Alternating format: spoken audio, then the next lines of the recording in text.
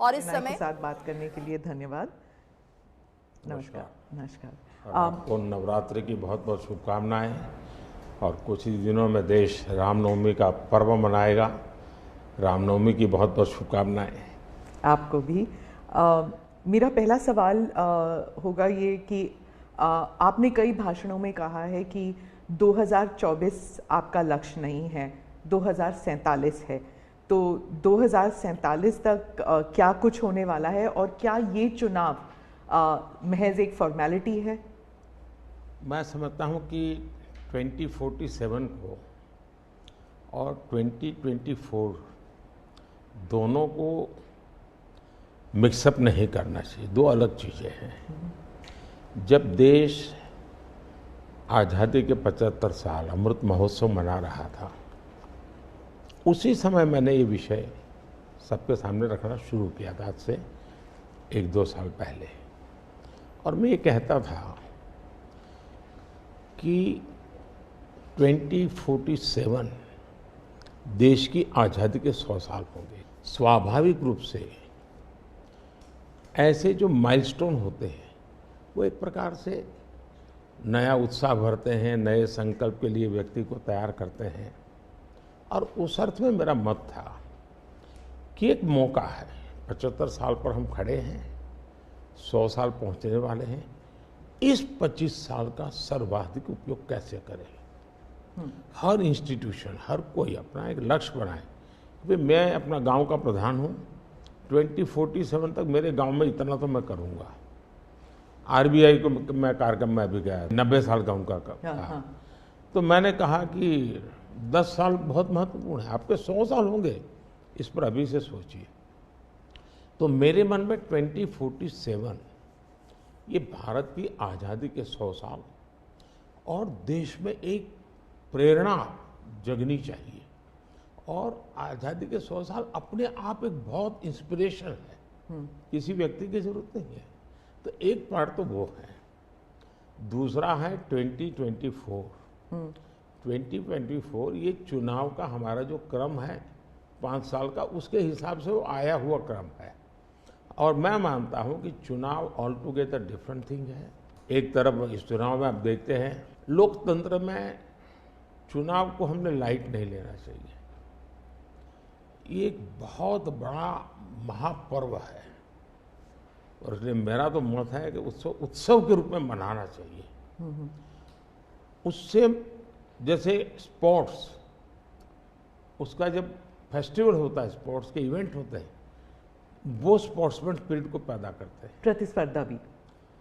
जब खेल का मैदान होता है तो देखने वाले, खेलने वाले, स्पोर्ट्समैन स्पिरिट का एक एनवायरनमेंट क्रिएट होता है जो हमारे संस्कार बन जाते हैं।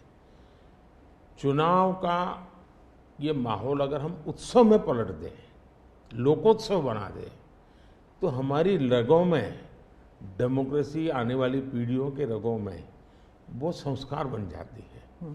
और लोकतंत्र के लिए बहुत आवश्यक है कि लोकतंत्र ये सिर्फ संविधान की सीमाओं में नहीं बंधना चाहिए, हमारी रगों में होना चाहिए, हमारे संस्कार में होना चाहिए। और उस अर्थ में मैं 2024 को देखता हूँ।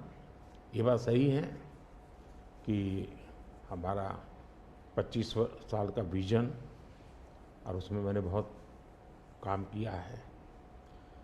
और ये आज कर रहा हूँ ऐसा नहीं है। शायद मैं जब गुजरात में था तब भी इन दिशा में सोचता था।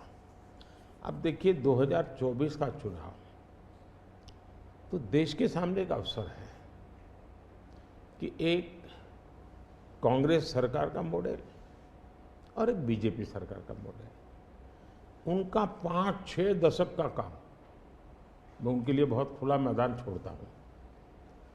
5-6 दशक का काम और मेरा सिर्फ 10 साल का काम।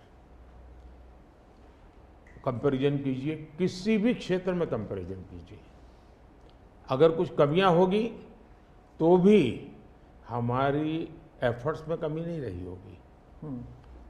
दूसरा, मुझे 10 साल में 2 साल तो कोविड की लड़ाई में जाना पड़ा और आफ्टर इफेक्ट भी बहुत था।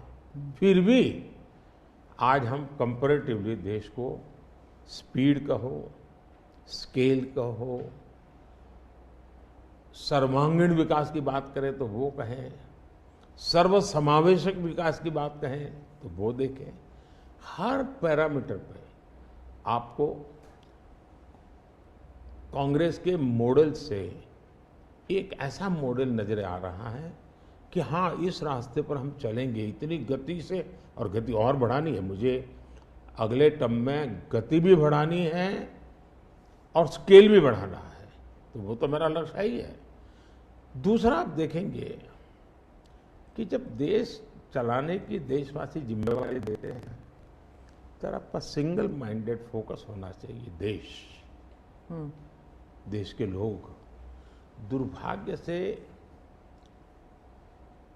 पहले की राजनीतिक कल्चर ने परिवार को कैसे मजबूत बनाना,